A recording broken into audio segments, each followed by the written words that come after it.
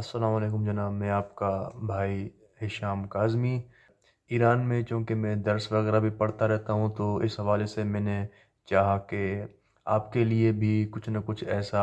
موضوع لے آؤں جس سے آپ کو فائدہ ہو۔ تو اس حوالے سے میں نے سوچا کہ میں اسلامک رولز یا اسلامک لاز وغیرہ پڑھتا ہوں،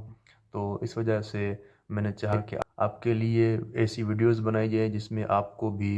اسلامک رولز کا پتہ چلے۔ تو تھمبنیل پڑھ کر آپ سمجھ گئے ہوں گے کہ میں آج کس حوالے سے بات کرنا چاہ رہا ہوں۔ تو آپ صحیح سمجھیں کہ میں آج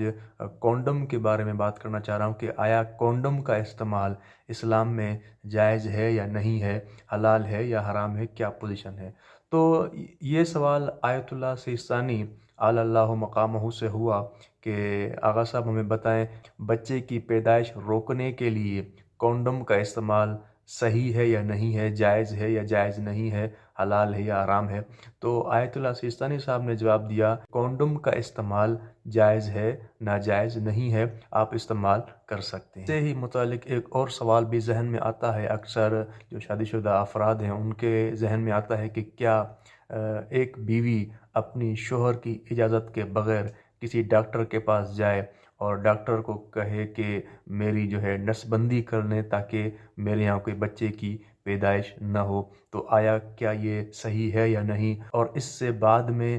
ممکن ہو کہ بچہ پیدا ہو یا ممکن ہو کہ بچہ پیدا نہ ہو،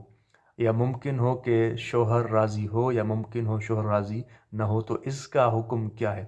تو یہی سوال آیت اللہ سیستانی صاحب سے بھی ہوا، تو انہوں نے بھی یہی کہا، ایسا کرنا عورت کے لیے جائز ہے مگر اس شرط کے ساتھ کہ یہ کسی نامحرم کے لمس یا نظر کا سبب نہ ہو۔ اس سے کوئی فرق نہیں پڑتا کہ بعد میں بچہ ہو سکے گا یا نہیں، اس جہت سے کہ نس بندی کے بعد بچے نہیں ہو سکیں گے، شوہر کی اجازت لینا ضروری نہیں ہے، مگر ہاں کبھی کبھی شوہر کی اجازت ضروری ہوتی ہے، جیسے گھر سے باہر ڈاکٹر کے پاس جانے کے لیے شوہر کی اجازت کا ہونا ضروری ہے۔